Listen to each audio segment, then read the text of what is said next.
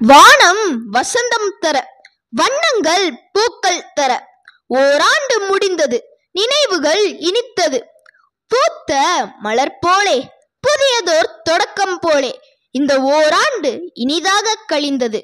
வாழ்த்துகள் பல, வளர்ந்த உறவுகள் பல, இந்த ஓராண்டில் எல்லாம் இனிதாய் அமைந்தது. திருமதி எமல்டா தாமஸ் நினைவு படைப்பாளிகள் 2025 பெருமையுடன் வழங்கிய வண்ணத்து பூச்சிகளின் தேன்மிட்டாய் நிகழ்ச்சியின் ஓராண்டு பயணம் இனிதே நிறைவுற்றது. மகிழ்ச்சியுடன் கொண்டாடுகின்றோம் இந்த இனிய தருணத்தை. சின்ன சின்ன அடியுடன் தொடங்கிய பயணம் இன்று பெரியதோர் மைல்கல்லை எட்டியது. தோள் கொடுக்கும் நண்பர்களும் உதவும் உறவுகளும் பக்கபலமாயிருக்க இன்னும் பல ஆண்டுகள் கடந்து செல்ல இறைவனை வேண்டுகின்றோம். உங்களுக்கும் நன்றி கூறி மகிழ்கின்றோம். திருமதி எமல்டா தாமஸ் நினைவு படைப்பாளிகள் 2025 பெருமையுடன் வழங்கும் வண்ணத்து பூச்சிகள் தேன்மிட்டாய் நிகழ்ச்சியின் வாழ்த்து கவிதையுடன் மீண்டும் உங்களை சந்திக்க வந்திருக்கும் உங்கள் ட்ரீசன். இது திருமதி எமல்டா தாமஸ் நினைவு படைப்பாளிகள் 2025 பெருமையுடன் வழங்கும் வண்ணத்து பூச்சிகளின் பாட்காஸ்ட் சேனல்ல தேன்மிட்டாய் நிகழ்ச்சியின் ஓராண்டு சிறப்பு நிகழ்ச்சி. இந்த ஒரு வருட ஸ்பெஷல் எபிசோட்ல கதை சொல்ல வர்றது யார் தெரியுமா? நம்ம கண்ணகி நகர்ல இருக்கிற சிறார் பாராளுமன்றத்துல உள்ள அமைச்சர்கள். இப்ப ஃபர்ஸ்ட் கதை சொல்ல வர்றது யாரு தெரியுமா? நம்ம நிதித்துறை அமைச்சர் அகமது நிஷா. இப்ப நிஷாவோட கதையை கேட்கலாமா? என் பேர் நிஷா. நான் பார்லிமெண்ட்டில் இருக்கேன். நான் என்ன அமைச்சராக இருக்கிறேன்னா நிதித்துறை அமைச்சர். இப்போ கதைக்குள்ளே போகலாமாங்க. ஒரு தாத்தாவும் ஒரு தம்பியும் இருந்தாங்க. அவங்க நான் ஒரு வீட்டில் வாழ்ந்து வந்தாங்க. அப்போ அந்த தாத்தாவுக்கு உடம்பு சரியில்லை. அந்த தாத்தா இந்தமாரி எனக்கு உடம்பு சரியில்லை, நீ யார்கிட்டனா போய் வாழ்ந்துக்கோ அப்படின்னு அந்த தாத்தா சொன்னாராம். இப்போ நீ அந்த பையன் சொன்னாராம், இந்தமாரி நான் அவங்க கூட இருந்தால் தான் எனக்கு இதுவாக இருக்கும். இப்போ அடுத்தவங்க வீட்டுக்கு போனால் எனக்கு ஒரு மாதிரியாக இருக்கும் தாத்தா, நீங்கள் இருந்தாலும் நான் இங்கே தான் இருப்பேன். இந்தமாரி நான் அவங்க கூடயே இருக்கிறேன். அப்புறம் அவனுக்கு ஸ்கூல் போகணுன்னு ஆசையாம். அவங்க ஏழையாம். அவங்க ஸ்கூலுக்கு போகணும் அப்படின்னு ஆசையாம் அந்த பையனுக்கு. அந்த பையன் தாத்தா இந்தமாரி எனக்கு ஸ்கூலுக்கு போகணும். அந்த தாத்தாவே 3 நாளாக உடம்பு சரியாதனால வேலைக்கே போகல. அந்த தாத்தா சொன்னார், இந்தமாரி எனக்கு உடம்பு சரியில்லை அப்படின்னு சொன்னார். அதுக்கப்புறம் அந்த அந்த தம்பி காலில் முள்ளு குத்திச்சு. அந்த கிளாஸ் பசங்களாம் இந்த பிஞ்சு போன செருப்பை போட்டுனாரு அப்படின்னு கலாச்சாங்களாம். அந்த தாத்தா சொன்னார். அவங்க அப்பா அதுக்கப்புறம் அவங்க அப்பா வந்தார், இந்தமாரி நான் உழைச்சாச்சு உனக்கு செருப்பு வாங்கி தரேன் அப்படின்னு சொன்னார். அப்புறம் அவங்க அப்பா போய் அவங்க வேலை செய்கிற இடத்துல போய் இந்தமாரி நான் வேலை செஞ்சு முடிச்சிட்டேன். அதுக்கு அந்த ஓனர் சொன்னாராம், நான் இந்தாங்க உங்கள் சம்பளம் அப்படின்னு கொடுத்தாங்க. அப்போ அந்த அவங்க அப்பா ரோடு வழியாக போயிருந்தார். அப்போ பைக்கை பார்த்துட்டு நிறுத்துங்கன்னு சொல்லிட்டு அப்புறம் நிறுத்திட்டு அந்த அங்கிள் இந்தமாரி என் பையனுக்கு செருப்பு வாங்கிடுவாங்க, நான் காசு கொடுக்குறேன். அப்புறம் அவர் செருப்பு வாங்கிட்டு தந்தார். அதுக்கப்புறம் நைட் ஆயிடுச்சு. அவங்க அப்பா அவங்க தாத்தா அந்த பையன் சாப்பிட்டுன்னு இருந்தாங்க. அப்புறம் காலைல அவங்க அப்பா அவனுக்கு செருப்பு போட்டுவிட்டாங்க. அதுக்கப்புறம் அவங்க அப்பா நடந்து போகும்போது அவர் காலில் முள்ளு குத்திக்குச்சு. அந்த அப்பாவை பார்த்து அந்த பையன் என்ன ஆயிடுச்சுப்பா. அப்புறம் ஹாஸ்பிட்டலுக்கு போய் ஹாஸ்பிட்டலுக்கு போய் பெரிய காயமாகிடுச்சு. அப்புறம் அவங்க ஹாஸ்பிட்டலில் நிறைய காசு கேட்டாங்க. அவங்களே ஒரு ஏழை அந்தமாரி சொன்னாங்க. அதுக்கப்புறம் அந்த தாத்தா சொன்னார், எனக்கே உடம்பு சரியில்லை, இப்போ உங்கள் அப்பாவுக்கு வேறு உடம்பு சரி, நீ என்ன பண்ணுவ இப்போ அந்தமாரி சொன்னார். அதுக்கு அவங்க தாத்தா இந்தமாரி ஸ்கூலுக்கு போடா, நீ அப்போயாச்சும் எதனா ப்ரோக்ராம் வைப்பாங்க, அப்போ எதனா கலந்துக்குன்னு நீ எதனா காசு எதனா பரிசு தருவாங்க அந்தமாரி சொன்னாங்க. அப்புறம் அவனும் சேர்ந்துக்கினாங்க ஸ்கூலில் கபடி இதில். அதுக்கப்புறம் அவங்க கபடி நல்லா ஆடி முடிச்சு ப்ரைஸ் வாங்கினாங்க. அதில் 2000 ரூபாய் கொடுத்தாங்க. அவங்க அப்பாவுக்கு எல்லாருக்கும் இது பண்ணாங்க. அதோட அந்த கதை முடியுது மாஸ்டர். தேங்க்யூ. என்ன மக்களே, நம்ம நிதித்துறை அமைச்சர் அகமது நிஷா ரொம்ப அருமையாக கதை சொன்னாங்கல்ல. இவங்களுக்கு நம்ம வாழ்த்துக்களையும் பாராட்டுகளையும் தெரிவித்துக் கொள்ளலாமா? இந்த ஒரு வருஷ வெற்றி பயணம் அது வெற்றியாக அமைஞ்சதுக்கு காரணம் நீங்கள் எல்லாரும் கொடுத்த சப்போர்ட்டு தான் மக்களே. உங்கள் எல்லாருக்கும் நம்ம வனத்து பூச்சிகள் குழு சார்பாக நன்றியை நான் தெரிவித்துக் கொள்கிறேன். இப்போ அடுத்ததாக யார் கதை சொல்ல வராங்கன்னு தெரிஞ்சுக்கலாமா மக்களே? இப்போ அடுத்ததாக கதை சொல்ல வருது யார் தெரியுமா? இவங்க 2 போஸ்டிங்கில் இருக்கிறாங்க. அக்கம் பக்கம் குழந்தைகள் பாராளுமன்றத்தில் பிரதம அமைச்சராகவும் அது மட்டும் இல்லாமல் தமிழ்நாடு தளத்தில் வெளியுறவுத்துறை அமைச்சராகவும் இருக்கிறாங்க. அவங்க வேற யாரும் இல்லை, 8ஆம் வகுப்பு படிக்கும் ஷேக் முகமது. இவங்களோட கதையை கேட்போமா? என் பேர் ஷேக்கு. நான் 8வது படிக்கிறேன். நான் அக்கம் பக்கம் குழந்தை பாராளுமன்றத்தில் பிரதம அமைச்சராக இருக்கேன். தமிழ்நாடு தளத்தில் வெளியுறவுத்துறை அமைச்சராக இருக்கேன். இன்றைக்கி நான் பயங்கரமான ஒரு பேய் கதை சொல்ல போகிறேன். ஒரு அழகான ஊரில் ஒரு வீடு இருந்துச்சான். அந்த வீடை சுற்றி நிறைய பேயெல்லாம் மேயுமா. அப்போ அந்த ஒருத்தர் எழுதினார் அந்த வீடை பற்றி ஒரு கதை. அந்த கதையை யார் படித்தாலும் அப்படியே இறந்துடுவாங்களாம். அந்த கதையை படிக்கும் போது அவங்க பயந்து இறந்துடுவாங்களாம். இல்லைன்னா அந்த எதனா ஒரு ஆவி அவங்கள எதனா பண்ணிவிடுமா, இல்லை அவங்க வீட்டுக்குள்ளே ஆவி வந்துடுமா.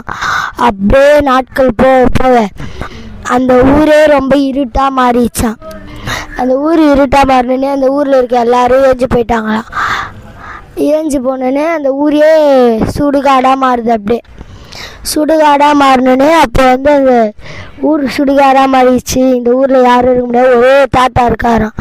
ஆனால் மக்கள்லாம் போயிடறாங்களாம். அதில் இருக்க ஒரே ஒருத்தன் இறமை எல்லாரையும் சாயடிச்சு புதைக்கிறான்னா எல்லா இடத்துலையும்.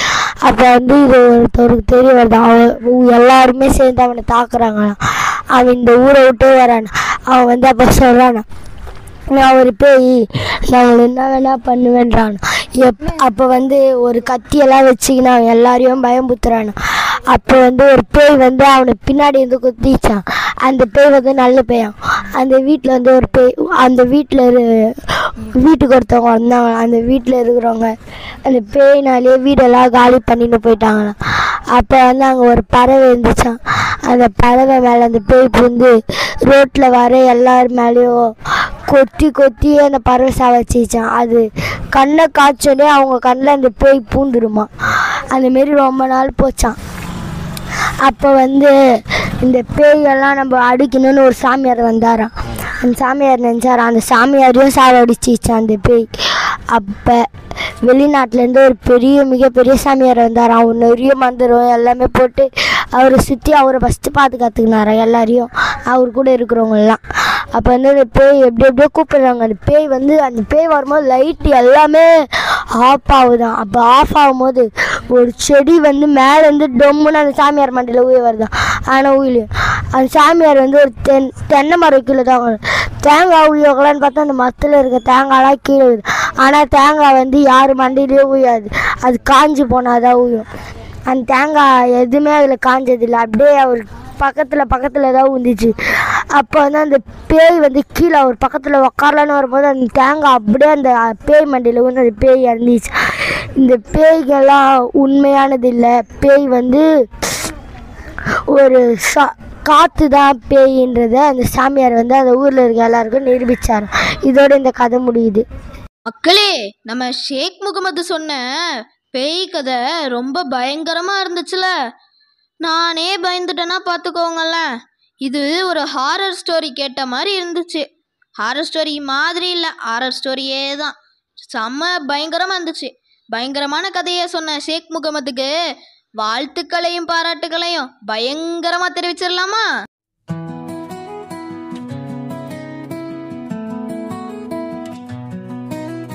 விழித்திடு, எழுந்திடு, செயல்படு, அக்கம் பக்க தோரமைய வளர்த்திடு, அமைந்திடுமே மக்களாட்சி.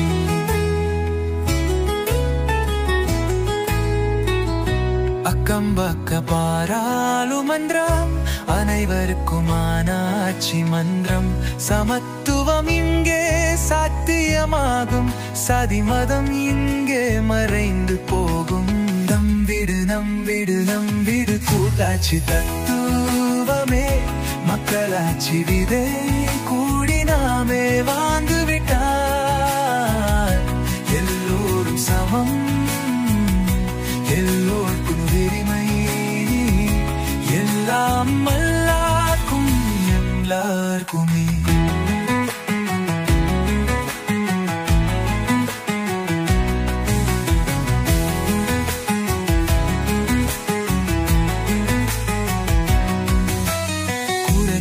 இளையோர் பந்தம் திரிநராந்து என்றே படவகையான பாராளுமன்றம் வயது இங்கே தடையில்லை எனவே நம்பிடு கூட்டாட்சி பத்துவனே முக்கராட்சியிலே கூடிதாந்தே வாழ்ந்து விட்டார் எல்லோரும் சமம் எல்லோருக்கும் உரிமை எல்லாம் எல்லாருக்கும் என்றாலுமே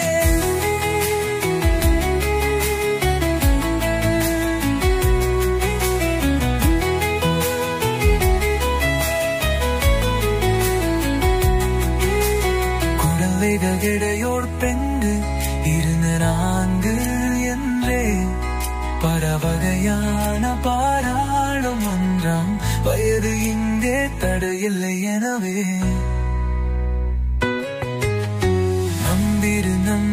நம்பிரு கூட்டாட்சி தத்துவனே நக்கனாட்சி வீரர் கூடி நாமே வாழ்ந்து வித்தார் எல்லோரும் சமம் எல்லோருக்கும் உரிமை எல்லாம் எல்லாருக்கும் என்றாகுமே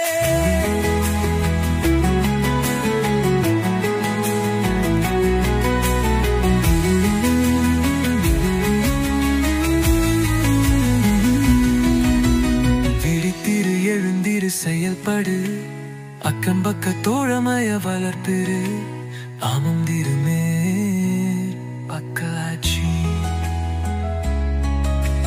நம்பிரு திருமதி எமடா தமிழ் நினைவு படைப்பாளிகள் 2025 பெருமையுடன் வழங்கும் வண்ணத்து பூச்சிகளின் பாட்காஸ்ட் சேனல்ல தேன் மிட்டாய் நிகழ்ச்சியின் ஓராண்டு சிறப்பு நிகழ்ச்சி தான் இப்ப போயிட்டு இருக்கு.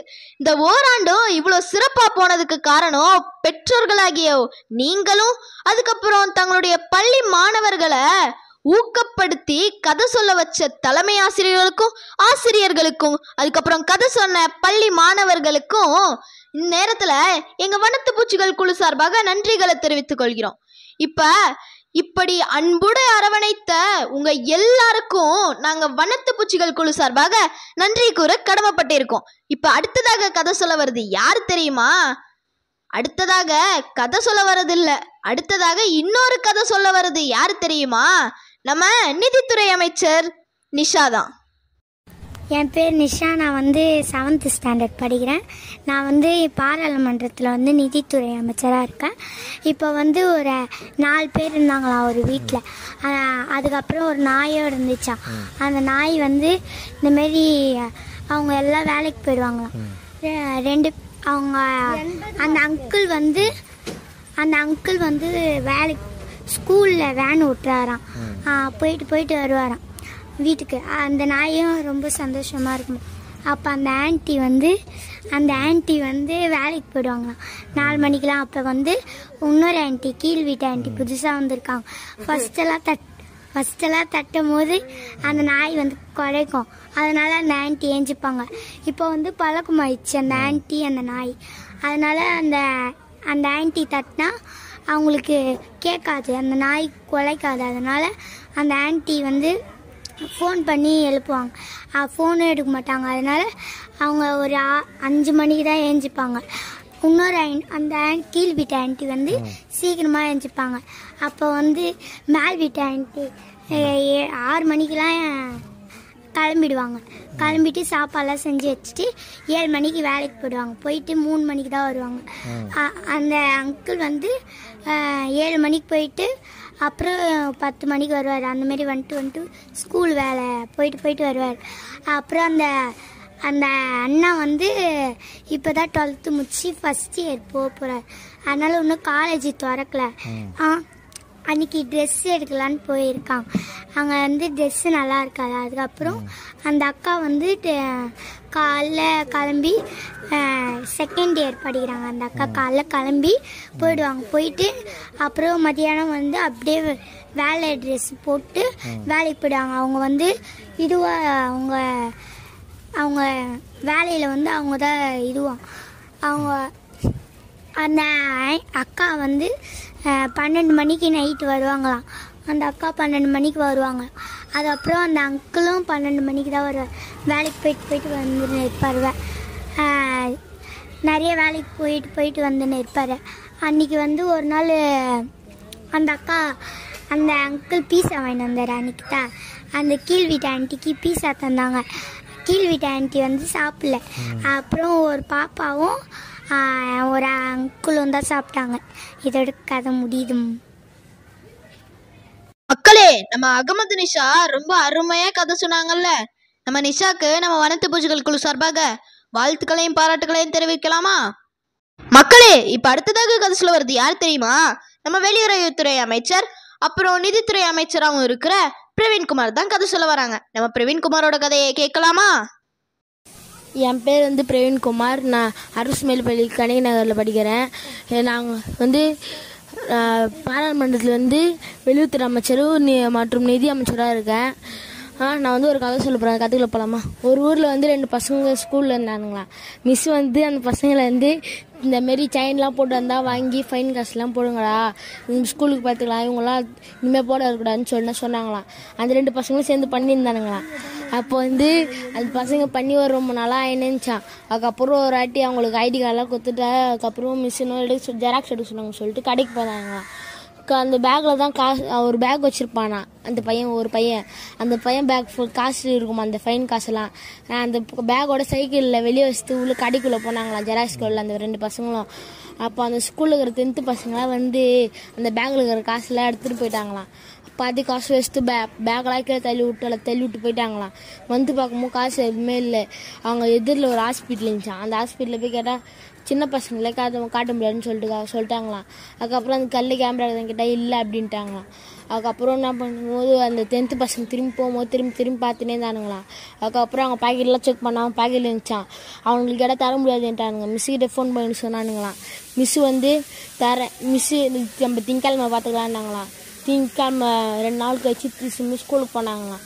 அந்த பசங்க வரலையே யாருமே. அதுக்கப்புறம் திருப்பியும் செவ்வாய்க்கிழமை பார்த்தாங்களாம். ஒரு வாரமாக வரவே இல்லை பசங்க ஸ்கூலுக்கு. அடுத்த வாரம் வந்தாங்களாம். அடுத்த வாரம் செக் அவங்களாம் கேட்டால் இல்லை மிஸ் நாங்கள் எடுக்க வேலை சொல்லியிருந்தா இருந்தாங்களாம், போய் சொல்லியிருந்தாங்களாம். அதுக்கப்புறம் அங்கே அவங்க அது பார்த்த பசங்க 3 பேர் இருந்தாங்களாம். அந்த 3 பசங்களையும் கேட்டு அவங்களுக்கு டிசி கொடுத்து ஸ்கூல் விட்டு அனுப்பிச்சி விட்டாங்களாம். திருப்பழக்கம் உங்களுக்கு எப்படி வரும்னு சொல்லிட்டு. அதுக்கப்புறம் அந்த பசங்க இனிமேல் எந்த ஸ்கூல்லையும் சேராத மாரி ரெட் மார்க் வச்சுட்டாங்களாம். அதுக்கப்புறம் அவங்க எதுவும் தப்பு பண்ணாமல் திருப்பி அந்த ஸ்கூல்லேயே வந்து HMS கிட்ட கேட்டு அந்த ஸ்கூல்லே சேர்ந்து நல்ல பசங்களாக இருந்தாங்களாம். தேங்க்யூ, நன்றி. தப்பு பண்றது மனுஷனோட இயல்பு. அதை நம்ம திருத்திட்டு வாழணும். இதைத்தான் நம்ம பட்டுக்கோட்டை கல்யாண சுந்தரம் ஐயா ஒரு பாட்டுல எழுதியிருப்பாங்க. அது என்ன பாட்டு தெரியுமா? சிந்தித்து பார்த்து செய்கைய மாத்து, சிறுசாயிருக்கையில் திருத்திக்கோ, தவறு சிறுசாயிருக்கையில் திருத்திக்கோ, தெரிஞ்சும் தெரியாம நடந்திருந்தா அது திரும்பவும் வராம பாத்துக்கோ, தெரிஞ்சும் தெரியாம நடந்திருந்தா அது திரும்பவும் வராம பாத்துக்கோ, திருடாதே பாப்பா திருடாதே, திருடாதே பாப்பா திருடாதே. அந்த கருத்தை மையமா வச்சு ரொம்ப அருமையா நம்ம தப்பு தெரிஞ்சோ தெரியாம பண்ணியிருந்தாலும் அதை நம்ம திருத்திக்கிட்டு வாழணும் அப்படிங்கிற கருத்தை மையமா வச்சு நம்ம பிரவீன்குமார் ரொம்ப அருமையா கதை சொன்னாங்கல்ல. நம்ம பிரவீன்குமாருக்கு நம்ம வனத்து பூச்சிகள் குழு சார்பாக வாழ்த்துக்களையும் பாராட்டுகளையும் தெரிவித்துக் கொள்ளலாமா? மக்களே, நீங்கள் கேட்டுக்கொண்டிருப்பது திருமதி எமல்டா தாமஸ் நினைவு படைப்பாளிகள் 2025 பெருமையுடன் வழங்கும் வனத்து பூச்சிகளின் பாட்காஸ்ட் சேனல்ல தேன்மிட்டாய் நிகழ்ச்சி. இன்னைக்கு நம்ம தேன்மிட்டாய் நிகழ்ச்சியோட 1 வருட சிறப்பு எபிசோட்ல இருக்கிறோம். இன்னைக்கான எபிசோடு சிறப்பு அமைகிறதுக்கு யாரெல்லாம் கதை சொல்ல வந்திருக்காங்க தெரியுமா? நம்ம கண்ணகி நகர்ல பாராளுமன்றத்துல உள்ள அமைச்சர்கள். இப்ப அடுத்ததாக கதை சொல்ல வருது யார் தெரியுமா? நம்ம கல்வித்துறை அமைச்சரான 5ஆம் வகுப்பு படிக்கும் பவ்யதர்ஷினி. என் பேர் பவ்யதர்ஷினி. நான் வந்து ஃபிஃப்த்து ஸ்டாண்டர்ட் படிக்கிறேன். நான் வந்து என்ன அமைச்சர்னா கல்வித்துறை அமைச்சர். என்னோட வயசு 10. நான் வந்து ஒரு கதை சொல்ல போகிறேன். மானும் நரியும் நண்பர்கள். மானும் காகமும் நண்பர்கள். நடுவில் வந்து நரி வந்துதான். மான் வந்து என்ன இவ்வளோ நாளாக வச்சுக்கு எப்படி கேட்டுச்சான். அதுக்கு நரி வந்து சொல்லிச்சான், நீலாம் கொழு இருந்தேன், ஏன் இப்படிலாம் சுருங்கியிருக்க கேட்டு. நான் அவங்க 2 பேர் ஃப்ரெண்ட்ஷிப்பை நடுவில் உடைக்க வந்திருக்கான். அதுக்கப்புறம் நரி சொல்லும், என்கிட்ட ஒரு வயல் இருக்குது, அங்கே வா, நீ நல்லா கொழுன்னு என்னோட நண்பர்கள்லாம் அங்கே தான் இருக்காங்க, நீயும் வா சொல்லிட்டு மானை கூப்பிட்டு அங்கே போய் வயலில் போய். அப்போ பார்த்தீங்கன்னா விவசாயி வந்து அதான் மானெல்லாம் வெட்டி அதுக்கப்புறம் நரி வந்து திட்ட போட்டு எப்படியோ நான் அந்த விவசாய வயலில் கூட்டு போய். அதுக்கப்புறம் விவசாயி வந்து அந்த மான் தூக்கிட்டு மான் ஓடி அந்த கம்பியில் சிக்கிடுச்சு. அந்த கம்பியில் சிக்கி மான் வந்து அப்படியே ஓடிடுச்சு, தப்பிச்சு. ஆனால் கடைசியில் நரி மட்டும் மரத்து மேலே ஏறி தப்பிச்சிச்சு. அதுக்கப்புறம் நிறைய மேலே இது கீழே விழுந்து விவசாயம் அதை வெட்டி சாப்பிட்டாங்க. இதுலேருந்து என்ன புரிஞ்சுக்கிட்டேன்னா, மற்றவங்களை ஏமாற்றி கூட்டு வர்றதுக்கு அவங்களே கஷ்டத்தை அனுபவிச்சிட்டாங்க. மக்களே, நம்ம மற்றவங்களுக்கு கெடுதல் நினச்சா அது நம்மளுக்கே திரும்ப வருங்கிற கருத்தை மையமாக வச்சு நம்ம பவ்யதர்ஷினி ரொம்ப அருமையாக கதை சொன்னாங்கல்ல. நம்ம பவ்யதர்ஷினிக்கு நம்ம வண்ணத்து பூச்சிகள் குழு சார்பாக வாழ்த்துக்களையும் பாராட்டுகளையும் தெரிவித்துக் கொள்ளலாமா? மக்களே, இப்போ அடுத்ததாக இன்னொரு கதை சொல்ல வருது. யாரு தெரியுமா? நம்ம ஷேக் முகமது தான். நம்ம ஷேக் முகமதோட கதையை கேட்கலாமா? என் பேர் ஷேக்கு. நான் அக்கம் பக்கம் குழந்தை பாராளுமன்ற பகுதி 1 வந்து பிரதம அமைச்சராக இருக்கேன். இப்போ நான் வந்து ஒரு கதை சொல்ல போகிறேன். வாழை மரமும் தென்னை மரமும் பேசிக்குதான். நான் தான் உயர்ந்தவன். தென்னை மரம் சொல்லுதான், அதுக்கு வாழை மரம் சொல்லுதான், நீ உயர்ந்தவனாக இருந்தாலும் என்னை செதுச்சாங்கன்னா நான் ரிட்டர்னு வளருவேன், உனக்கு என்ன தெரியும்னு கேட்குறான். 2 பேரும் அப்படியே அடிச்சுக்கிறாங்க. அப்போ வாழை மரம் சொல்லுதான், ஆனால் இளநீ தண்ணி தேங்காய் இந்தமாரி நிறைய பொருள் தருவேன். மனுஷங்களுக்கு கொசு கதிச்சுன்னா கூட எனக்கு கொளுத்தி அந்த கொசெல்லாம் போய் வைப்பாங்க இந்த தென்னை மரம். அது வாழை மரம் சொல்லுதான், என் உடம்புல இருக்க ஒன்று சத்து நான் எத்தனை பொருள் வச்சுருக்க தெரியுமா? வாழைத்தண்டு, வாழைப்பழம், வாழைக்காய், வாழை இலை நிறைய வச்சுருக்கேன், உனக்கு என்ன தெரியும் நான் வாழை மரம்.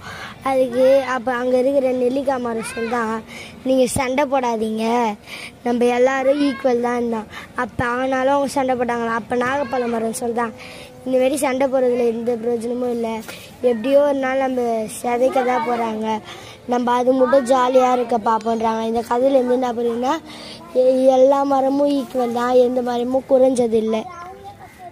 மக்களே, நம்ம ஷேக் முகமது தென்னை மரத்தோட பயன்களையும் வாழை மரத்தோட பயன்களையும் ரொம்ப அழகா கதையில சொன்னாங்கல்ல. இந்த கதை ரொம்ப அருமையா இருந்துச்சுல்ல. நம்ம ஷேக் முகமதுக்கு நம்ம வண்ணத்து பூச்சிகள் குழு சார்பாக வாழ்த்துக்களையும் பாராட்டுகளையும் தெரிவிக்கலாமா? மக்களே, நம்ம அக்கம் பக்கம் குழந்தைகள் பாராளுமன்ற அமைச்சர் லிஸ்ட்ல இப்ப அடுத்ததாக வெளியுறவுத்துறை அமைச்சர் கதை சொல்ல வராங்க. அவங்க யாரு தெரியுமா? 5th ஸ்டாண்டர்ட் படிக்கும் ஜீவிதா ஸ்ரீ. நம்ம ஜீவிதா ஸ்ரீயோட கதையை கேட்கலாமா? என் பேர் கே ஜீவிதாஸ்ரீ. நான் 5th ஸ்டாண்டர்ட் பி செக்ஷன் படிக்கிறேன். அக்கம் பக்க குழந்தை பாராளுமன்றத்தில் வெளியுறவுத்துறை அமைச்சராக இருக்கேன். இப்போ கதைகளை போகலாமா? ஒரு வீட்டில் பேய் வீடு இருந்துச்சான். அந்த பேய் வீட்டில் 4 பேர் குடி வந்தாங்களாம். அந்த 4 பேரில் ஒரு அக்காவுக்கு பேய் பிடிச்சிதான். அந்த அக்கா வந்து ஒரு நாள் அந்த பேய் போகிறத அந்த அக்கா பார்த்தாங்களாம். அப்போ அந்த அக்கா பார்த்ததுனால அந்த பேய் அந்த அக்கா மேலே ஏறிச்சான். அந்த பேய் வந்து ஊர் மக்களெல்லாம் அழிக்கணும்னு அந்த அக்கா உடம்புல ஏறிச்சான். அதே மாதிரி அந்த ஊர் மக்களில் பாதி பேர் அழிச்சிருச்சான். அதே மாதிரி அந்த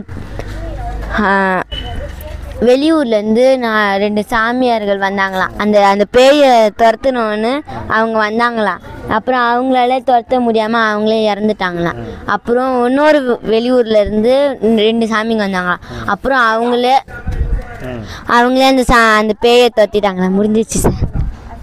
மக்களே, எனக்கு தெரிஞ்சு இந்த சிறப்பு எபிசோட்ல 3வது ஆளா ஜீவிதா ஸ்ரீ பேய் கதை சொல்லியிருக்காங்க. எல்லாரும் பயங்கரமா பேய் கதை சொல்றாங்க. அதே மாதிரி நம்ம ஜீவிதா ஸ்ரீக்கும் பயங்கரமா பாராட்டலாமா? மக்களே, இப்ப அடுத்ததாக கதை சொல்ல வர்றது யாரு தெரியுமா? நம்ம உள்துறை அமைச்சரான எம் ஆகாஷ் தான் கதை சொல்ல வராங்க. நம்ம ஆகாஷோட கதையை கேட்கலாமா? என் பேர் எம் ஆகாஷ். நான் 7th ஸ்டாண்டர்ட் A செக்ஷன். நான் மூட்டைக்காரன்சாவடியில் படிக்கிறேன். நான் உள்துறை அமைச்சர், சட்டம் ஒழுங்குத்துறை. இப்போ வந்து ஒரு கோழியும் ஒரு டக்கும் வந்து தான் அது ரொம்ப ஃப்ரெண்ட்ஸாக இருந்தாங்களாம்.